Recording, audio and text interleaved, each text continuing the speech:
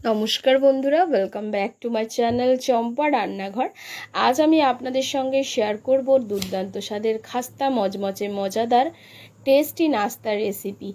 না লাগবে কোনো ময়দা, না লাগবে কোনো সুজি, আর না লাগবে কোনো আটা। হেলদি আর টেস্টিভাবে আজকে আমি তৈরি করে দেখাবো। মাত্র দুটো কাঁচা আলু দিয়ে আমি আজকের রেসিপিটি তৈরি করে নেব।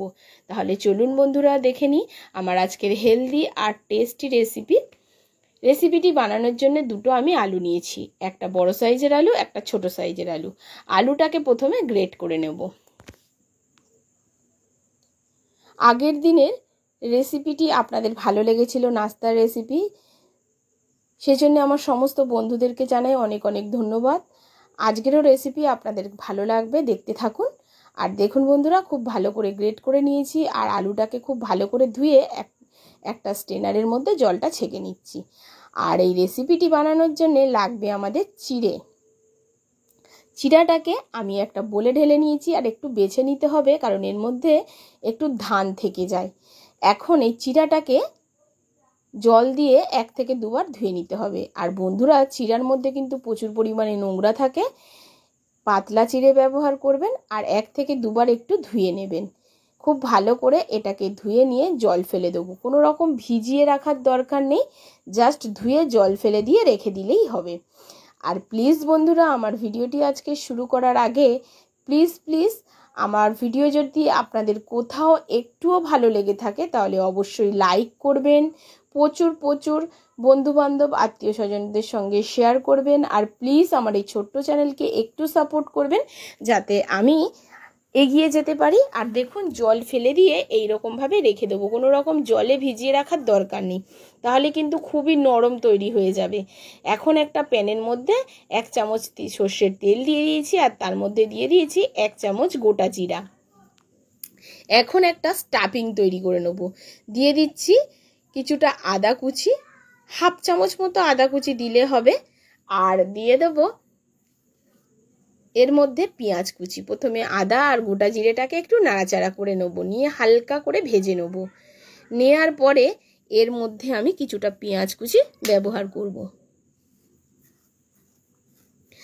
আমার যে সকল বন্ধুরা নিরামিষ খেতে পছন্দ করেন তারা কিন্তু এই পেঁয়াজটাকে স্কিপ করবেন। পেঁয়াজটাকে স্কিপ করে রান্না করবেন, কারণ পেঁয়াজটা দিলে খেতে টেস্টি হয়, সেই কারণে আমি পেঁয়াজটা অ্যাড করেছি। তাছাড়াও আমার চ্যানেলে অনেক নিরামিষ নাস্তার রেসিপি আছে, অবশ্যই আপনারা চেক আউট করে নেবেন। এবারে দেখুন, এর মধ্যে কিছুটা কাঁচা লঙ্কা আর চিলি ফ্লেক্স মিশিয়ে দিলাম।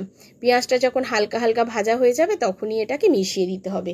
এবারে একটু নাড়াচাড়া করে যে গ্রেট করে রেখেছিলাম আলু দুটো, সেই আলু দুটোকে আমি এই মধ্যে মিশিয়ে দেবো। দিয়ে খুব ভালো করে এটাকে নাড়াচাড়া করে কিছু শুকনো মশলা আমি এর সাথে মিশিয়ে দিচ্ছি। এখন দেখুন বন্ধুরা, এর মধ্যে কিছুটা আমি মশলা মিশিয়ে দেবো। দিয়ে দিয়েছি জিরা গুঁড়ো, দিয়ে দিয়েছি হলুদের গুঁড়ো, দিয়ে দিয়েছি চাট মশলা। সমস্ত কিছুকে দিয়ে খুব ভালো করে একটু মিশিয়ে ফেলতে হবে।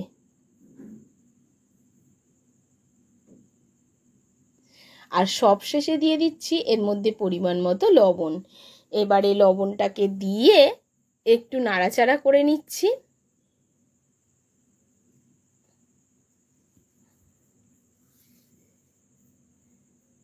এখন এর মধ্যে সামান্য একটু জল দিয়ে এটাকে ঢেকে রাখছি, যাতে আলুগুলো একটু সিদ্ধ হয়ে যায়।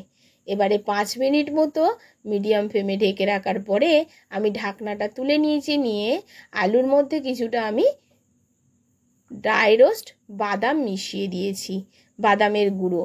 এখন স্টাফিংটাকে সরিয়ে রেখে, আর দেখুন যে চিড়েটাকে ভিজিয়ে রেখেছিলাম, দেখুন চিড়েটা কতটা সফট আর নরম হয়ে গেছে। এখন এর মধ্যে কিছুটা ধনেপাতা কুচি, কিছুটা কারি পাতা কুচি করে রেখেছিলাম সেটাকে দিয়ে দিলাম, খেতে টেস্টি হবে। আর দিয়ে দিচ্ছি কিছুটা চিলি ফ্লেক্স, এতে খেতেও টেস্টি হবে, দেখতেও সুন্দর হবে, সেই জন্য আমি এর মধ্যে মিশিয়ে দিয়েছি। এখন এগুলোকে মিশিয়ে দেওয়ার পরে আমি খুব ভালো করে দিয়ে দিচ্ছি পরিমাণ মতো লবণ আর এবারে চিড়েটাকে খুব ভালো করে মেখে নিতে হবে। হাতে একটু চ্যাট করে লেগে যাওয়ার সম্ভাবনা থাকবে, সেক্ষেত্রে হাতে একটু তেল দিয়ে নেবেন। আমি অল্প একটু হাতে তেল দিয়ে আর এটাকে মেখে নিয়েছি, সেটা ভিডিওটা আমার করা হয়নি, তো অল্প একটু হাতে তেল দিয়ে মেখে নেবেন, নিলে কিন্তু দেখবেন আর চিড়েটা চটচট করবে না। এবার সে ডো থেকে একটুখানি আমি লেচির মতো তুলে নিলাম, নিয়ে একটু বাটি শেপের করে নিচ্ছি, দেখতেই পাচ্ছেন।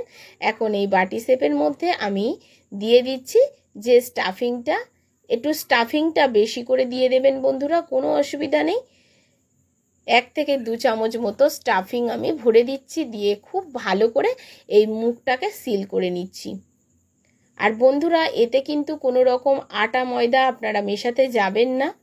এটা যদি চটচট করে দেখেন হাতে চটচটে করছে, একটু তেল দিয়ে মেখে নেবেন, দেখবেন আর চটচট করবে না। আর খুব ভালোভাবে কিন্তু পুরগুলো ঢোকানোও যাবে, এই নাস্তাগুলোর ভিতরে পুরগুলোও ঢুকেও যাবে, আর খুব ভালোভাবে এটাকে সিল করা যাবে। দেখতেই পাচ্ছেন, আমি তো আপনাদের সামনেই করে দেখাচ্ছি, দেখুন। আর এটা কিন্তু খেতে অসাধারণ টেস্টি হয়েছিল বন্ধুরা। বাইরের যে লেয়ারটা থাকবে চিড়ের একদম পাতলা, আর ভেতরে পুরে ভরপুর থাকবে। আর প্লিজ বন্ধুরা, এখান থেকে দেখে যেন ভিডিওটি চলে যাবেন না, প্লিজ প্লিজ পুরো ভিডিওটি দেখে যাবেন। এইভাবে আরও একটা আমি রেডি করে দেখিয়ে দিচ্ছি, দেখুন বন্ধুরা। পুরো 1 থেকে 1.5 চামচ পুরটা নেবেন আর খুব ভালো করে ভেতরে চেপে ভরে দেবেন। দেওয়ার পরে দেখুন, এবারে মুখটাকে খুব ভালো করে এইরকমভাবে সিল করে দেবেন। দিয়ে হাতে কিন্তু একটু তেল দিয়ে দিতে হবে, তেল দিয়ে এটাকে খুব ভালো করে একটা ডোয়ের গোলাকার আকার করে নেবেন। দেখুন, হাতে তেল দেওয়া থাকলে কিন্তু এটা কিন্তু লেগে যাবে না। আর এটা কিন্তু প্রচণ্ড সফট, যেহেতু চিড়ে দিয়ে তৈরি করা, এটা প্রচণ্ড সফট হয়। এবারে দেখুন, সমস্তগুলোকে আমি তৈরি করে নিয়েছি। এবার চলে যাবে এগুলো ফ্রাই করার পদ্ধতিতে। এই পর্যন্ত দেখে চলে যাবেন না বন্ধুরা, ফ্রাই করার পদ্ধতিও আপনাদের দেখতে হবে। সমস্ত ভিডিওটি যদি আপনারা ভালো করে শোনেন, মন দিয়ে দেখেন, তাহলে কিন্তু আমার থেকেও আরও ভালো এবং সুন্দর নাস্তা আপনারা তৈরি করে ফেলতে পারবেন। এবারে দেখুন, আগে থেকে প্যানে আমি তেল বসিয়ে দিয়েছি, আর তেলটাকে প্রথমে খুব ভালো করে গরম করতে হবে, আর মিডিয়াম ফ্লেমে দিয়ে কিন্তু এই নাস্তাগুলোকে ভেজে ফেলতে হবে। আর দেখুন বন্ধুরা, কোনো প্যানের গায়ে এটা লেগেও যাবে না, খুব ভালোভাবে এটা মোল্ড হয়ে যাবে, ডিমোল্ড হয়ে যাবে। এবারে এটাকে নাড়াচাড়া করে আমি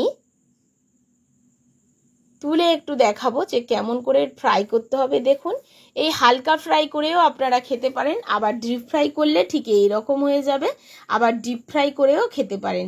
আপনাদের যেমন ইচ্ছা তেমন করে খেতে পারেন। আমি ডিপ ফ্রাই করেছিলাম, আর খেতে কিন্তু অত্যন্ত সুস্বাদু ছিল। দেখুন বন্ধুরা, আমি প্লেটে তুলে নিয়েছি আর আপনাদের দেখিয়ে দিচ্ছি কেমন হয়েছে। আমার আজকের ভিডিও আপনাদের কেমন লাগলো অবশ্যই কমেন্টের মাধ্যমে জানাবেন। আশা করছি আমার আজকের ভিডিও আপনাদের ভালো লেগেছে। যদি ভালো লাগে অবশ্যই লাইক করবেন, ভিডিওটিকে প্রচুর পরিমাণে শেয়ার করবেন, আর কমেন্ট করে জানাবেন বন্ধুরা আপনারা কি ভিডিও দেখতে চান। আর বন্ধুরা, এতক্ষণ ধরে ভিডিওটির সঙ্গে থাকার জন্য অসংখ্য